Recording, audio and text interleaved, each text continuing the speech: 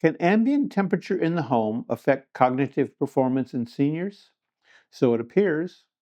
According to some new research, a 7-degree Fahrenheit or 4 degrees Celsius variation either way from an optimal band results in doubling cognitive difficulties in test participants over 65. Okay, but what is the optimal temperature range to preserve memory and cognition? Let's find out.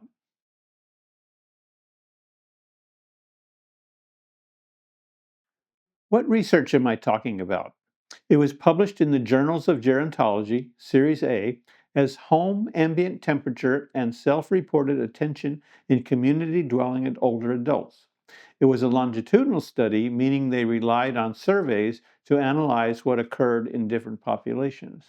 The researchers monitored the temperatures in the homes of 47 adults aged 65 and older for a year, using the surveys to measure perceptions of difficulties in keeping attention. So the data was self-reported and not the result of any cognitive tests.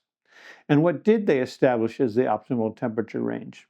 Well, it's 68 to 75 degrees Fahrenheit or 20 to 24 degrees Celsius. When I read this, I thought, isn't everyone's home like that? Mine is. But last winter, we had more than a week of single-digit highs. And a couple of summers ago, we set a local record of about 3 weeks with triple-digit highs every day. During the summer, I needed the HVAC guy to come over and get our system to work properly. I could afford that. But can everyone? When we first moved here to eastern Washington state, most people had swamp coolers to cool their homes, not air conditioners.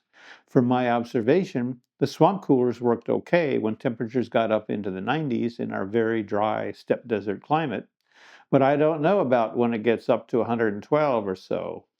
We hit 118 one day about 4 years ago. So keeping in that ideal range could be hard for some folks. Now, I grew up on the East Coast and I lived in Hawaii for 15 years. Those places can be pretty humid.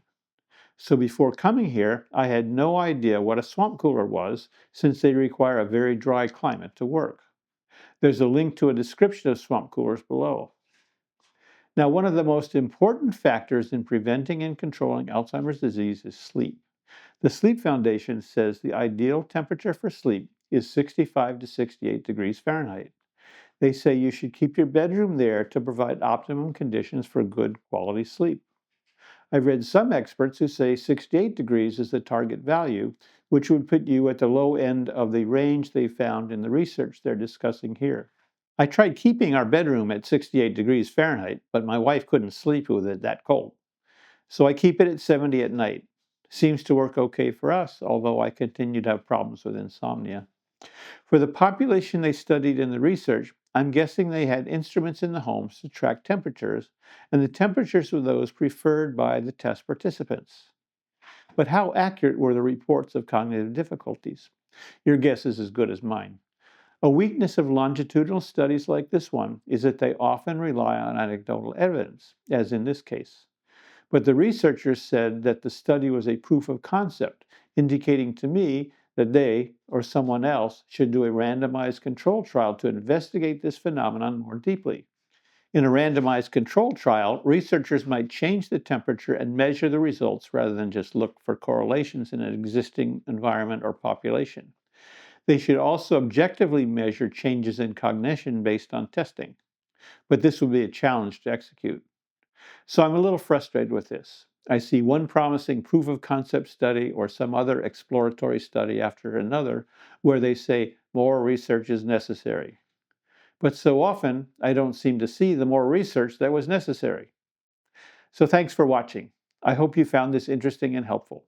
You can find links to the material we discussed in the show notes below. There's also a link to our Alzheimer's blog where we have a much bigger repository of articles relevant to people who want to learn more about how to beat the dementia monster. Thanks and have a great day.